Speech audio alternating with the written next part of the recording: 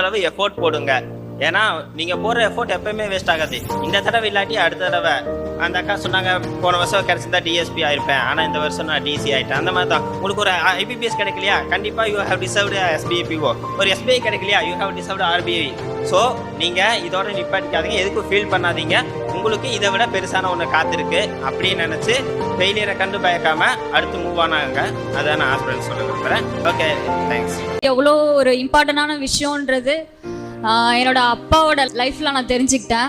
1990 அவர் வந்து ஒரு கவர்மெண்ட் எய்டரில் டெம்பரரியாக டீச்சராக ஒர்க் பண்ணார். 2 இயர்ஸில் பெர்மனெண்ட் ஆக வேண்டியது, பட் ஆனால் அவர் மிஸ் ஆச்சு.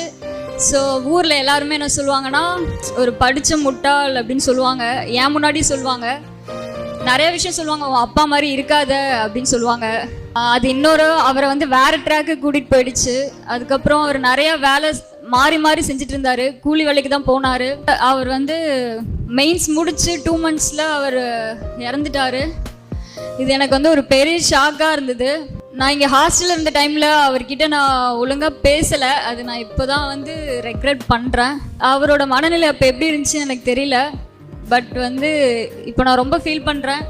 இப்போ எனக்கு வேலை கிடைச்சிருச்சு எல்லாரும் சொல்கிறாங்க, பட் ஆனால் அவர் இருந்திருந்தா எப்படி ரியாக்ட் பண்ணியிருப்பாருன்னு என்னால் பார்க்க முடியாமல் போயிடுச்சு. பட் எங்கள் அம்மா வந்து கூலி வேலை செஞ்சு தான் என்னை படிக்க வச்சாங்க. தோட்டத்து வேலைக்கெலாம் போவாங்க. இப்போ அவங்க அம்மா இங்கே வர முடியல. பட் வந்து விவரம் தெரிஞ்சதுலேருந்து வேலைக்கு போயிட்டுருக்காங்க. இப்போ வரைக்கும் போகிறாங்க எனக்காக தான்.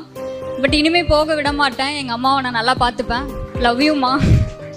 அவங்க இன்றைக்கி இங்கே வரல, வந்திருந்தால் ரொம்ப சந்தோஷப்பட்டிருப்பாங்க.